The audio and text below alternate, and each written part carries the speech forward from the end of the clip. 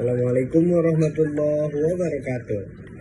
Perkenalkan, nama saya Hikal Baridi dengan NIM 125 1320 208. Oke, saya dari kelas 1E dan tema saya materi kelompok sosial dan peran sosial.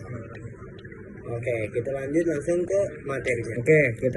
Langsung ke materinya aja.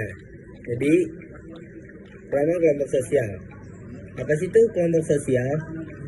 Jadi, kelompok sosial adalah sekumpulan individu yang saling berinteraksi, memiliki kesadaran sebagai satu kesatuan, serta diikat oleh nilai, norma, dan tujuan tertentu.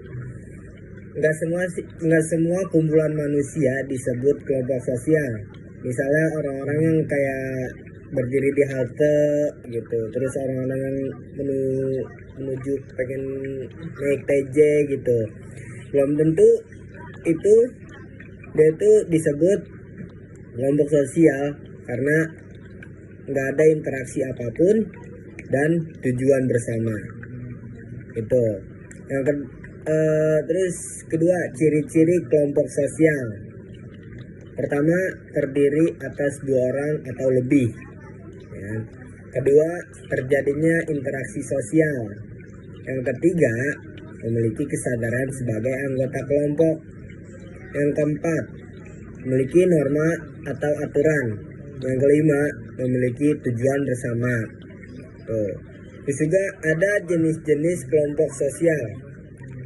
Kelompok sosial itu ada 4 jenis. Yang pertama, kelompok primer. Kelompok primer itu hubungan bersifat akrab dan emosional. Contohnya tuh kayak keluarga, sahabat, atau teman dekat. Itu contohnya kelompok primer. Terus juga ada kelompok sekunder. Kelompok sekunder itu hubungan bersifat formal dan berdasarkan kepentingan tertentu. Contohnya tuh kayak organisasi mahasiswa, terus perusahaan, sama partai politik.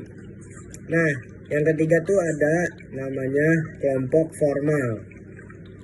Kelompok formal tuh apa sih? Kelompok formal tuh yang memiliki struktur, terus aturan tertulis, dan pembagian tugas. Kayak misalnya tuh kayak OSIS, RT atau RW, atau lembaga pemerintahan. Terus ada juga yang keempat, kelompok informal. Kelompok informal itu terbentuk secara alami tanpa aturan tertulis. Kayak contohnya tuh kelompok bermain, komunitas hobi, dan masih banyak lainnya gitu. Terus ada contoh kasus nyata kelompok sosial. Kasusnya tuh komunikasi relawan bencana alam. Saat kayak ada bencana banjir nih di Sumut tuh gitu, di Sumatera Utara ya, adalah yang kemarin banjir itu.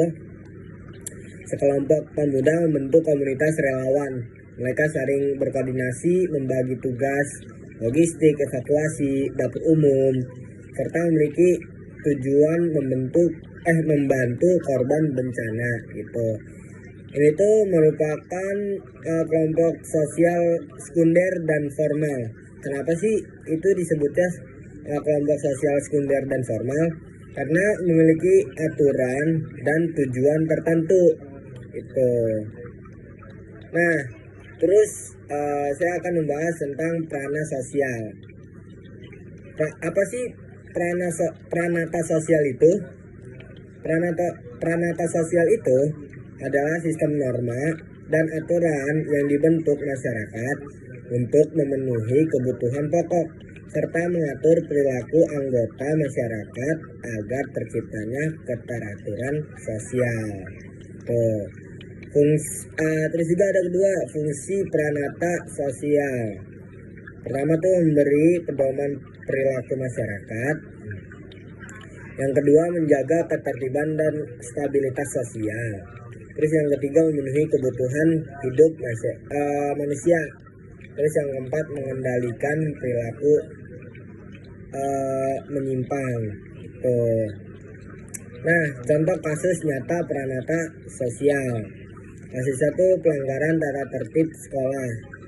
Seorang siswa datang terlambat dan tidak memakai seragam sesuai aturan. Pihak sekolah memberikan sanksi berupa teguran dan pembinaan. Ini menunjukkan fungsi peranata pendidikan dalam mengatur perilaku siswa agar disiplin dan bertanggung jawab. Tuh.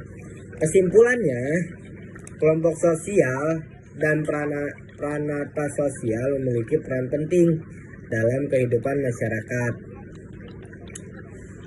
Kelompok sosial memungkinkan individu berinteraksi dan bekerja sama, sedangkan pranata sosial menjaga keteraturan dan kestabilan sosial melalui norma dan aturan yang berlaku.